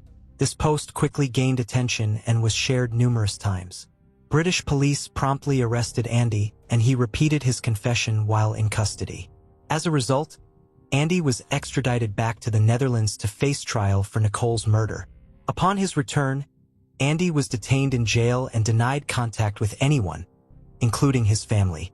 This unexpected turn of events added a significant twist to the case, but the challenge was that there was no evidence beyond the confession made on Facebook. The police interviewed Ad regarding his son's confession, and surprisingly, Ad did not believe that Andy was telling the truth. He suspected that Andy was merely seeking attention following the media frenzy surrounding Nicole's case. Yolanda was also interviewed after this unexpected development, but she had little to contribute in terms of evidence. She believed that there must be an underlying motive behind Andy's heinous crime, as she couldn't fathom why he would commit such an act without any apparent reason. However, this initial shocking statement was just the beginning of Andy's revelations. Shortly after, he was released from custody due to lack of evidence. Andy proceeded to make another incriminating claim, stating that he did not actually kill his sister, but wanted to draw attention back to her case after all these years. It was at this point that he dropped another bombshell, confessing that he had been burdened by a secret that was eating away at him. According to Andy, he knew the identity of Nicole's killer, his own father, Ad. Andy went on to make serious allegations against Ad, accusing him of raping Nicole and impregnating her. In an attempt to conceal his crimes, Andy claimed that Ad and he then conspired to murder her in order to keep the truth hidden. Ad, taken aback by these accusations, vehemently denied any involvement in Nicole's murder. He professed his love for Nicole, treating her as his own daughter, and insisted that he never wished her any harm. These shocking allegations, combined with the fact that both Ad and Andy had been considered persons of interest during the investigation, prompted authorities to exhume Nicole's body for further DNA testing. On September 9, 2011, Her remains were exhumed and sent to the Netherlands Forensic Institute for analysis. Andy's confessions had created a whirlwind of doubt, compelling investigators to leave no stone unturned in their pursuit of the truth. During the examination, 3 distinct DNA profiles were extracted from a single trace of sperm. As a result, the case was reopened in late 2012, with forensic specialists from New Zealand's Institute of Environmental Science and Research in Auckland being called upon for assistance. With their expertise, the different DNA samples found on Nicole's body were separated and tested. A mathematical and statistical approach was then employed to determine the most prominent DNA profile and establish a true positive match. The 3 DNA samples were identified as male, and now it was up to Dutch investigators to go back and test the results against those of the suspects, which included Ad and Andy. One of the samples belonged to Nicole's then-boyfriend, who was ruled out due to a solid alibi from previous interviews. The second profile was allegedly unknown. However, in some reports it was said to be Andy's. Police never confirmed those reports. The third profile yielded some interesting results. On January 14, 2014, 46-year-old Jos de G was arrested at his home in Helmand, a city in Eindhoven. Finding his DNA on Nicole could have meant anything, but police were not giving up so easily. After a lengthy interrogation, investigators learned from de G that on the day of Nicole's disappearance, he'd had an argument with a girlfriend before storming out of the house. Investigators placed the clues together and believed that de G may have seen Nicole on her way to work and in that moment of anger unleashed his frustration on the young woman. These may have just been a theory, but de G did have a history. De G was previously convicted of 3 sexually motivated crimes. The first incident involved a 20-year-old woman who was violently raped after de G grabbed her off her bicycle and took her to a remote area to carry out the crime. This scenario was similar to Nicole's in every way apart from the stabbing. The second 2 incidents involved an ex-girlfriend who he sexually abused in her own home. It was also noted that de G suffered from mental health problems and had been institutionalized and received psychiatric treatment. The discovery of the new suspect meant that Andy had been playing a very dangerous game. After de G's name was added to the investigation, and he confessed that the entire Facebook post and accusations leveled against his father were a publicity stunt to reopen the investigation. Since Nicole's death, Andy had been developing a plan and making inquiries about DNA testing and exhumation. Over the years, he had approached the police multiple times, seeking their assistance in exhuming and retesting the DNA evidence he believed would be present on Nicole's body. With advancements in technology since her tragic murder in 1995, he felt it was the right time to take action. Despite the risk of damaging his own reputation, he was determined to seek justice for his beloved sister. Andy understood the bureaucratic obstacles surrounding exhumation policies and knew he had to provide a compelling reason for investigators to retest the evidence. His gamble paid off and he was hailed as a hero for his bravery. However, the aftermath of these events strained his relationship with his father, Ad, who found it difficult to forget the shock. Nevertheless, their efforts led to the trial of the man they believed to be Nicole's killer. The trial began in April 2014 and unfolded with unexpected twists. De G's lawyer disputed the DNA evidence, suggesting that other male profiles found on Nicole's exhumed body could belong to the real culprit. The defense argued that Nicole and de G may have had a consensual relationship, highlighting her multiple sexual partners and the possibility of her being pregnant at the time of her death. The prosecution countered these claims, asserting that Nicole was simply in the wrong place at the wrong time. They acknowledged that there was no clear motive for her murder other than being a victim of opportunity, allowing de G to unleash his pent-up anger. The defense remained steadfast in their belief that the other DNA profiles belonged to the true perpetrator. De G's trial for manslaughter and rape charges commenced on November 2, 2015. The prosecution presented 2 witnesses who claimed to have confessed to the crime.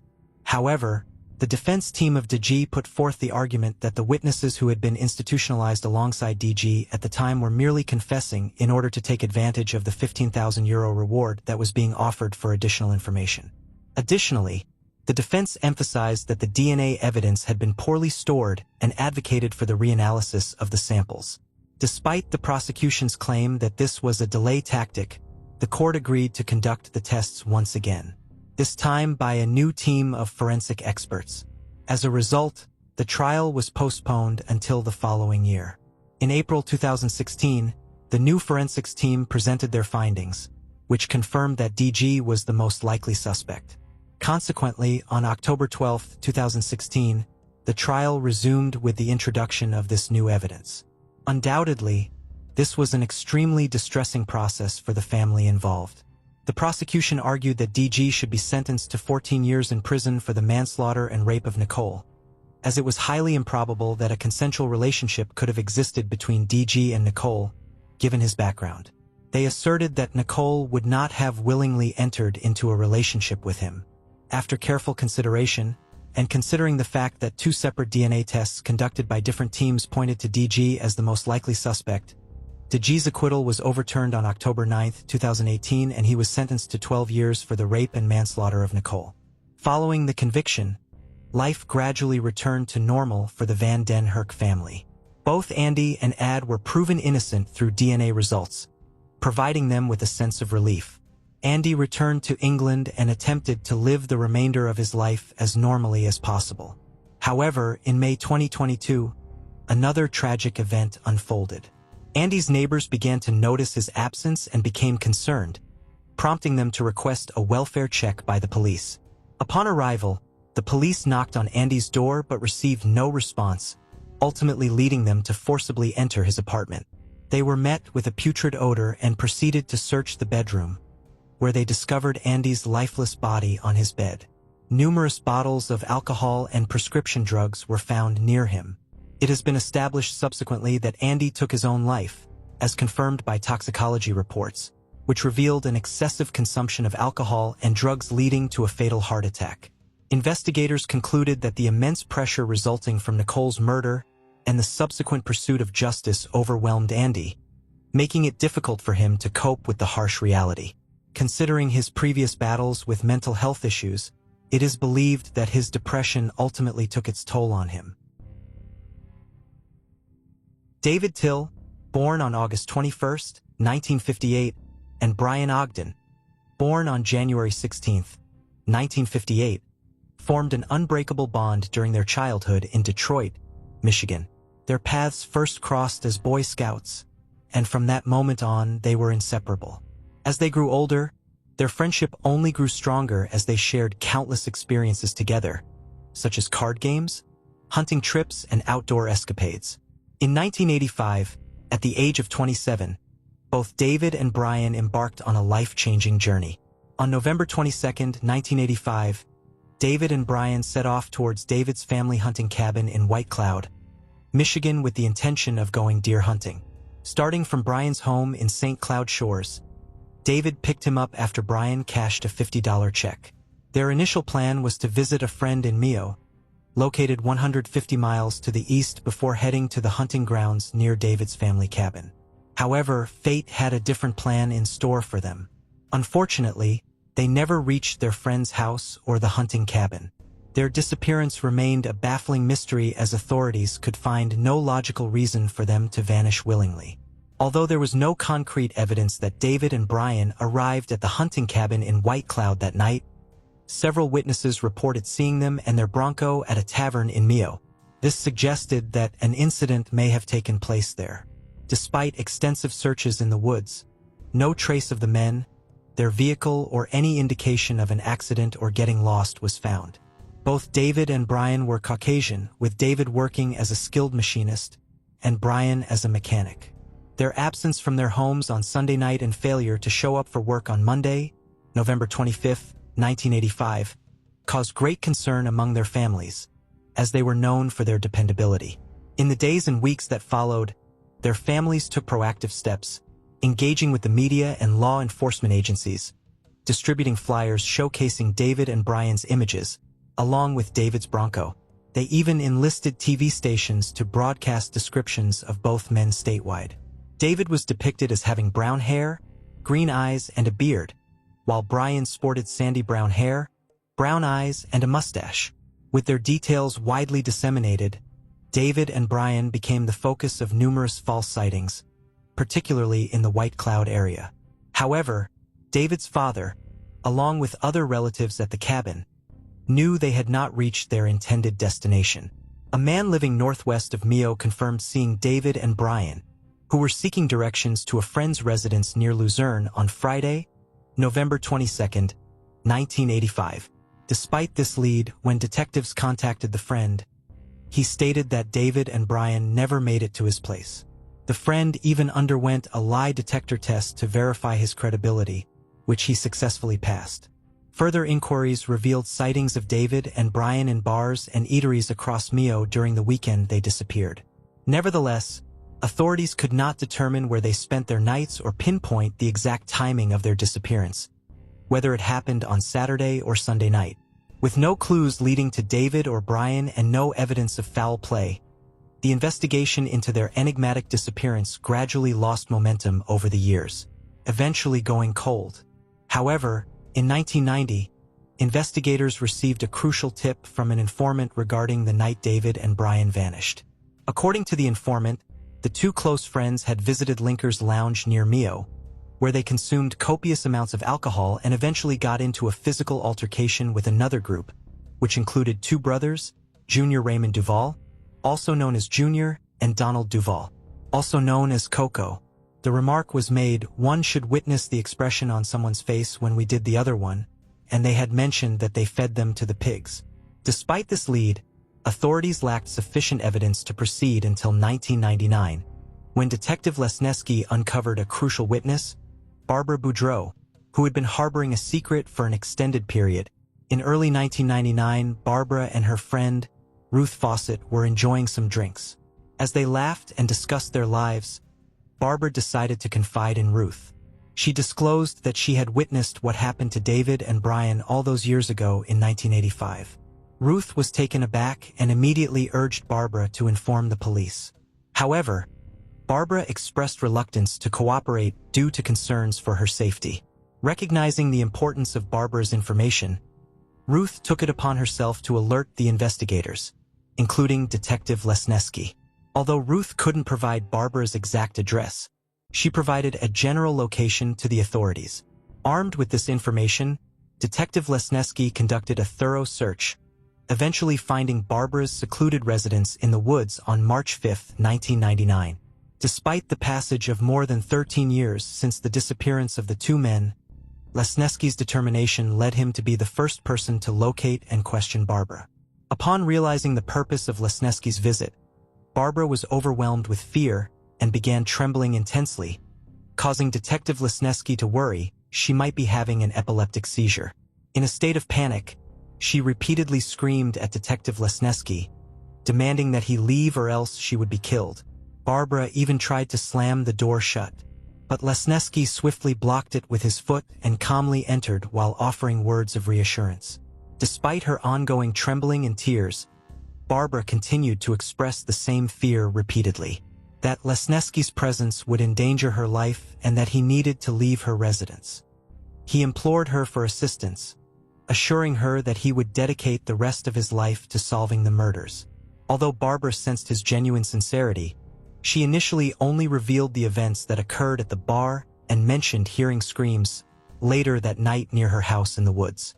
Lesneski detected that Barbara was withholding vital information and understood that he needed to earn her trust in order to obtain the complete story from her. Over the course of nearly 2.5 years, he diligently worked to build her trust through various acts of aid, such as repairing her roof, chopping firewood, and fixing a fence. It wasn't until 2003 that Barbara finally agreed to sit down for a comprehensive interrogation. During this session, she paused, turned off Lesneski's tape recorder and confessed, "You know I was there, don't you? You know I witnessed everything." She then proceeded to recount the horrifying details of David and Brian's tragic fate, which she had witnessed alongside a friend who was no longer present. "When I went to the Attorney General, I swore to tell the truth, which I did to some extent, until near the end when I said, I can never reveal the whole truth, and they stopped the recording." She recalled the time she spent at Linker's Lounge on that fateful night when David and Brian disappeared. She remembered being in the company of her friend, Ronnie Emery, and the two of them were playing pool and enjoying drinks. They were there to celebrate Ronnie's first successful hunt. Amidst the celebratory atmosphere, Barbara noticed two intoxicated men causing a disturbance in the lounge. It turned out to be David and Brian, who were engaged in a heated argument with other patrons. Shortly after, Donald and Raymond Duval entered the establishment accompanied by another individual, and tensions escalated. Following a confrontation with David and Brian, there was an unpleasant exchange of words and actions. Sensing that the situation was on the verge of spiraling out of control, Barbara intervened and threatened to involve law enforcement. Things appeared to settle into a state of tranquility, albeit briefly. However, it was merely a fleeting respite. Barbara and Ronnie, recognizing the need to depart, made the decision to return to her nearby abode. Little did they know that their evening would take a sinister turn, as disconcerting sounds emanated from the woods adjacent to her dwelling. The night air carried the echoes of screams, shouts, and the chilling metallic reverberations that pierced through the darkness. Intrigued yet apprehensive, Barbara and Ronnie stealthily slipped out through the rear entrance, careful not to attract any unwanted attention, and embarked on a journey into the enigmatic woods. Their path through the snow-covered terrain led them to a haunting spectacle. Congregation of men gathered in a clearing, their countenances illuminated by the gentle radiance of the moon and the harsh glare of truck lights. Amidst this assembly, Raymond and Donald Duval found themselves embroiled in a fervent exchange, their voices carrying across the field in the stillness of the night. During her testimony, Barbara recounted a traumatic scene where the two men restrained Brian, while others callously assaulted David.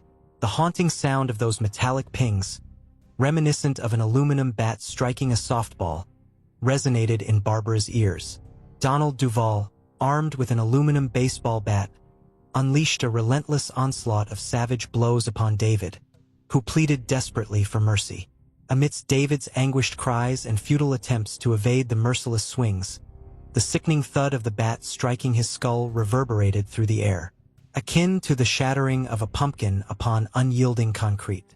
As the violence unfolded, Brian managed to momentarily break free, only to be ruthlessly apprehended and dragged back to the field by his assailants, who taunted him mercilessly for his terror-induced loss of control. They subjected him to an unrelenting barrage of kicks, blows, and strikes until his resistance waned and he succumbed to their heartless onslaught. With both victims incapacitated, their attackers Raymond and Donald Duval heartlessly loaded their lifeless bodies into a vehicle, causing Ronnie and Barbara to flee in terror back to her residence. Their escape, however, did not shield them from the ominous threat that soon followed. A mysterious visitor, unknown to Barbara, arrived at her door and delivered a chilling warning that would leave her scared for the rest of her life.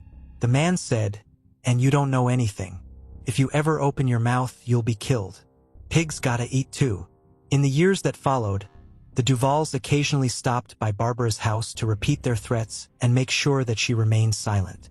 Their visits grew more frequent whenever the investigation heated up.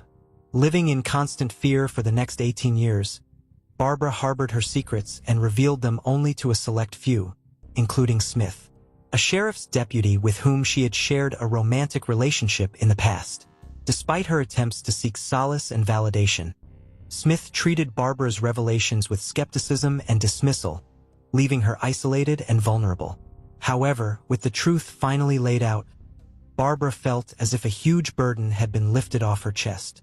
Now that Barbara's long-held silence was shattered, there was a chance that the perpetrators would be brought to justice, offering a glimmer of closure amidst the shadows of the past. After Barbara's confession, numerous witnesses stepped forward, each adding another layer of horror to the tragic tale of David and Brian's demise.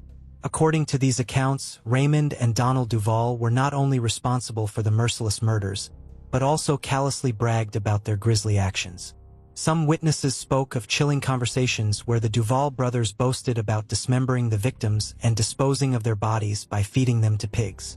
Others recounted verbal threats made by Raymond, warning of similar fates for those who dared to speak out against them. Raymond's son's girlfriend, who served as a witness, recounted a deeply unsettling encounter where Raymond not only admitted to the killings, but also made threats against her safety. Similarly, during their relationship, Donald's girlfriend revealed horrifying confessions made in fits of rage.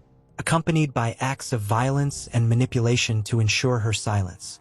Furthermore, multiple witnesses recalled seeing Rex, another brother in the Duvall family, driving David's Bronco in the days following the murders, adding another layer of suspicion to the already sinister narrative.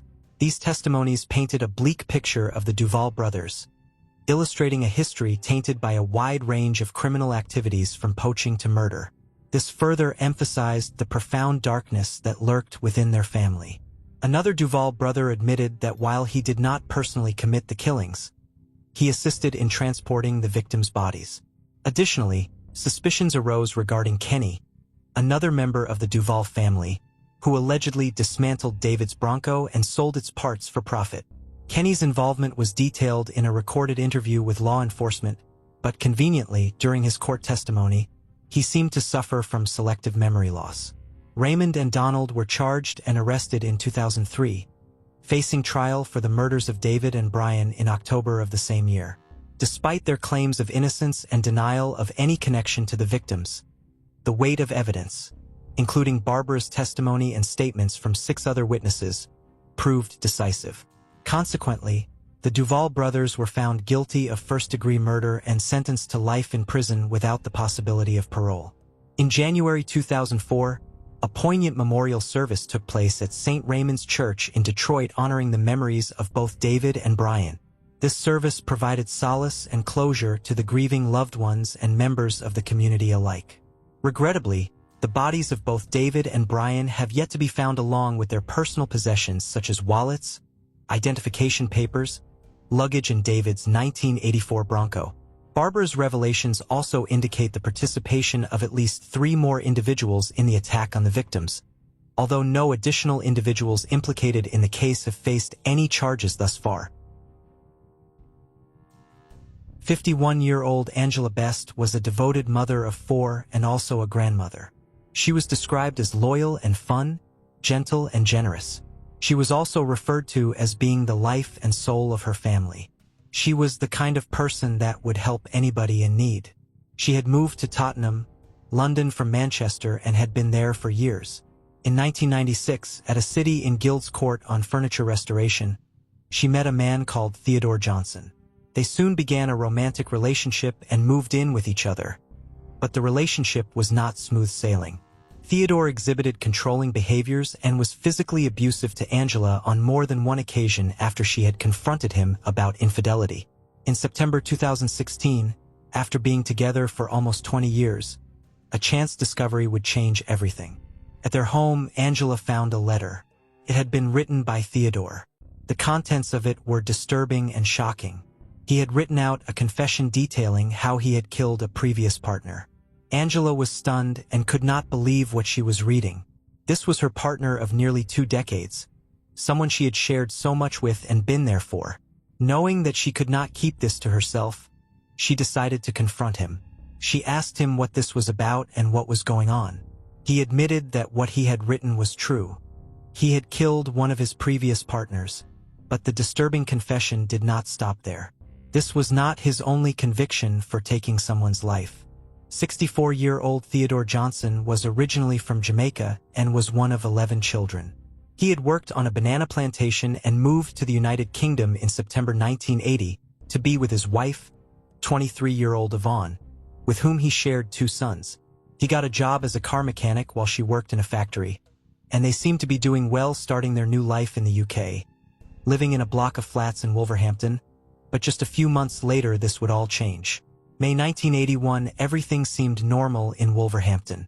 It was a Sunday, so there wasn't much to do, apart from relax and get ready for the upcoming week. The neighbor in the flat next door to Theodore and Yvonne heard what appeared to be a tussle going on in their flat. As the neighbor went out into the living room to look out of the window, he saw residents of the neighboring flat block looking over to where he lived. An ambulance was driving up towards the block of flats.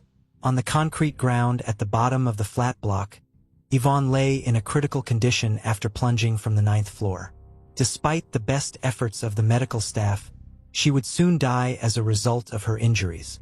As the police began to investigate, witnesses who had seen what had happened made it very clear she had not fallen in some sort of tragic accident or misadventure. She had been deliberately thrown off the balcony by Theodore. She had grabbed onto the balcony and tried to hang on, but her grip loosened, and she fell 9 stories.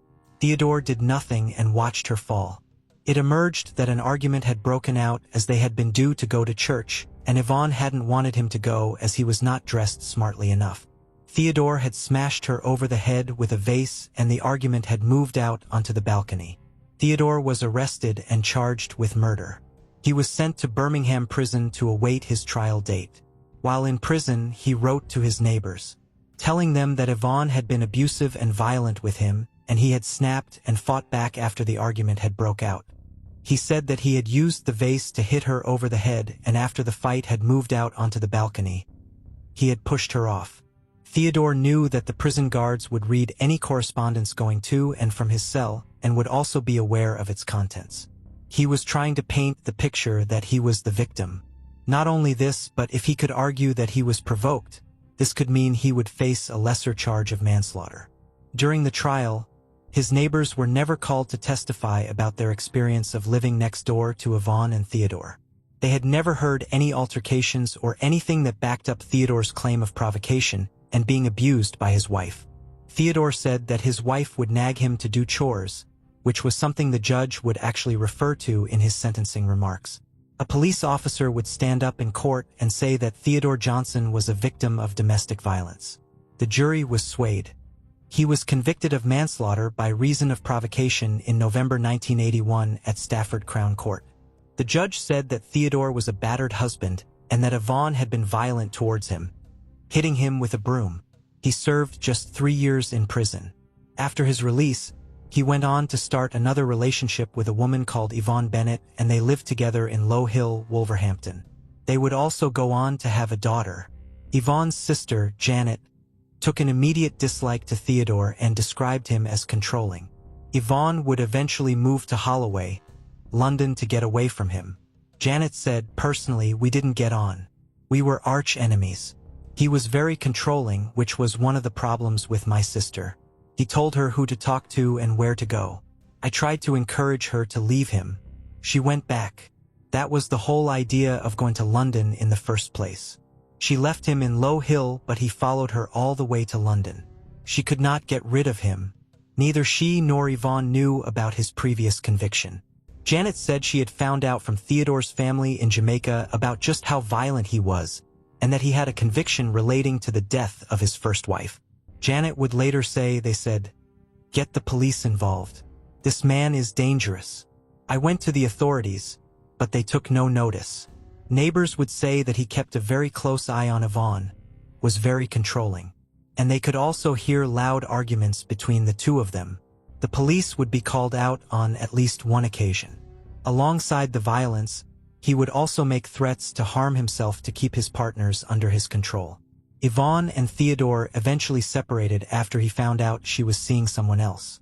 But rather than accept the relationship was over, Theodore began stalking her. Yvonne went to the police in Finsbury Park to try and get their help and get him out of the home they shared. Janet also went down to London to help her sister and stayed there for 3 weeks before leaving. A few days later, everything would change. September 1992. Theodore was back at the property on the 6 acres estate in Finsbury Park. Still refusing to leave her alone, he had given her a box of chocolates to try and win her back, which, like all of his other attempts, she refused. Then, while their 2-year-old daughter slept nearby, Theodore strangled Yvonne with his belt. He then called the police from a phone box to confess to what he had done. Within minutes, the police were on scene and found the distraught, crying child just yards away from her mother's body. Nothing could be done, and Yvonne was already dead. They then went on the hunt for Theodore. He would soon come up on their radar as he had gone to try and end his life in a park in Barnet. But this attempt was unsuccessful. Some investigators believe that this attempt on his life was not a genuine one that was driven by regret over what he had done. More so that it was an attempt to paint himself as a victim and be emotionally manipulative. He was arrested and charged with murder. When the police officers looked into his criminal history, they were stunned to find that he had a previous conviction in relation to the death of another intimate partner. The investigating officers were confident that they would be able to secure a conviction for murder. The legal staff were then asked to go to the Old Bailey courthouse in London, as Theodore Johnson was going to enter a plea. Medical reports were submitted and the prosecution accepted that he had both a personality disorder and depression, evidenced by the attempt he made on his own life. In March 1993, he entered a plea of guilty to the charge of manslaughter instead of murder, and it was manslaughter on the grounds of diminished responsibility. He was given an indefinite hospital order with restrictions under Sections 37 and 41 of the Mental Health Act. The judge described Theodore Johnson as not a violent man. In September the following year, he was already out of the hospital for the first time on an escorted community parole. Stunned members of Yvonne Bennett's family actually saw him on one occasion out with a member of staff. They could not believe he was already being allowed out of the hospital, and neither could the police who had investigated Yvonne Bennett's death. By mid-1995, he was allowed to join a City and Guilds course on restoring furniture, which gave him 2 days a week of unescorted leave. After he had successfully convinced the hospital staff that he posed no danger to the public. This was a man who had killed 2 people, being allowed out of hospital after just a few years. A twice-convicted killer was allowed on unescorted leave and staff had no idea what he was up to. It was on this City and Guilds course that he met Angela Best. She had no idea of his criminal history. On the 10th of May 1996, he made an application for a conditional discharge from the hospital, but this was refused. However, following a mental health tribunal on the 30th of October 1997, he was released from hospital. One of the conditions was that he make social workers and doctors aware of any new relationships he had. They visited at home and compiled a report for the Department of Justice every 3 months. The tribunal made note that Theodore was aware that all of his future relationships with any women needed to be treated with extreme caution given his history. However, he would proceed to lie about his relationships. He had already been seeing Angela Best for a year by this point, and staff were completely none the wiser.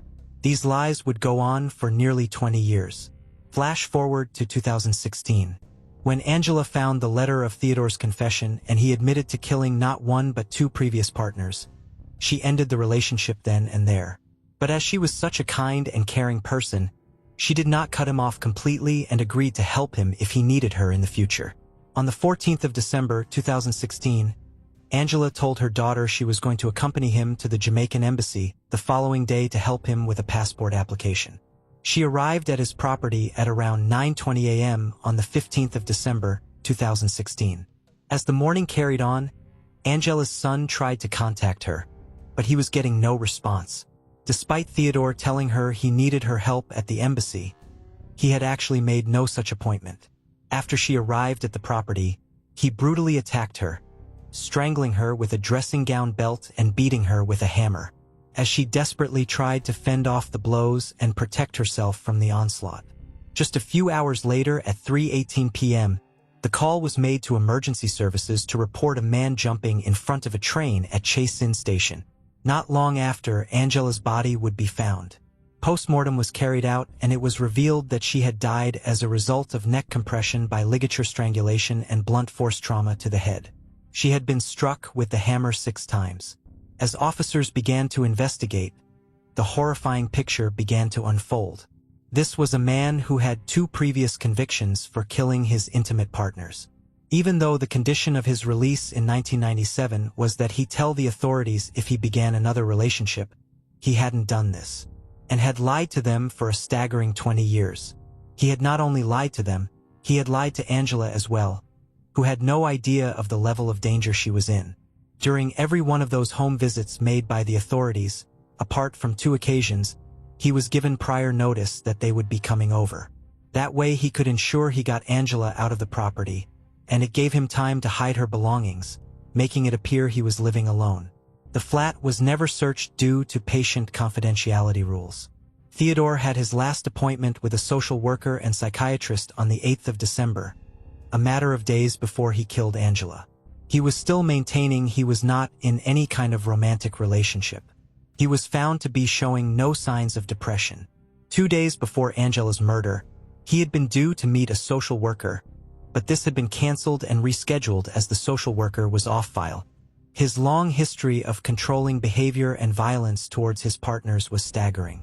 When Angela went on to start a new relationship after leaving Theodore, she was described as being the happiest she had been in a long time. As seen in his previous relationships, Theodore would not take no for an answer, and continued to tell her every day that he loved her, exhibiting the same possessive behaviors and controlling nature. One of the detectives who had worked on Yvonne Bennett's case said that when he discovered Theodore had killed for a third time, he could not believe it and was absolutely disgusted. He said he had been under the impression that Theodore would have remained in hospital for a significant period of time, not the 4 years he ended up serving for Yvonne Bennett's death. At the end of January, after spending weeks in a hospital intensive care unit, he was charged with murder, a charge he denied. He entered a plea of guilty to the charge of manslaughter for the third time. But on the first day of his trial at the Old Bailey, and most likely having realized the evidence that was stacked against him, he finally changed his plea and pleaded guilty to the murder of Angela Best. Prosecutor Mark Haywood said this is a man who is controlling and violent to the women in his life, and who, when crossed, will kill. The defendant is someone who would rather she did not live, if that life was to be with anyone but him. And so, quite simply, he killed her. Theodore's lawyer told the court he does not wish to be alive. He hates himself for what happened. Mr. Johnson will lead a miserable existence. We recognize the devastation felt by the family members. His lawyer also argued that the decision to release him by the Mental Health Tribunal in October 1997 had been flawed as it relied on him being honest about his relationships, something he repeatedly failed to do. After changing his plea and pleading guilty to murder, he was sentenced to life in prison with a minimum term of 26 years for a crime that was referred to as brutal and merciless. Judge Richard Marks said the attack by Ewan Angela Best was sustained, vicious, and utterly brutal. She suffered an unimaginably terrible death. He also said that Theodore Johnson's repeated lies meant that the authorities did not have a chance to tell Angela about his past. Following the sentencing, Theodore Johnson attempted to stand and walk to the cells, but was too shaky and had to be escorted out in his wheelchair. Angela's sister gave a statement outside court. Angela's son, Raphael, also paid tribute to his mother, saying that she was the type of person who was always going out of her way to help people. He said her death was slowly driving me crazy. It makes me feel 10 times worse when I think of the kind of person my mother was. Her other son, Fabian, said he now hated life, and his mother was the only person who really understood him. Following his conviction, the Camden and Islington NHS Trust said that as they had been in charge of caring for Theodore whilst he was out and had been doing so since 2004, they would give a full independent report to Angela's family that included the conditions he was released under in 1997. The coroner found that Angela could have lived if health workers were aware that he was in a relationship with her, as they would have been able to tell her about his past and what had been done to his previous partners. The sister of Theodore's second victim, Yvonne Bennett, said that she was astounded by what came out of the inquest and believed that had Theodore spent longer in jail after killing his first wife, the life of her sister could have been spared.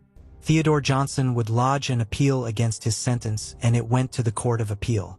It was here that his sentence was actually increased to a minimum of 30 years, as it was ruled to be unduly lenient.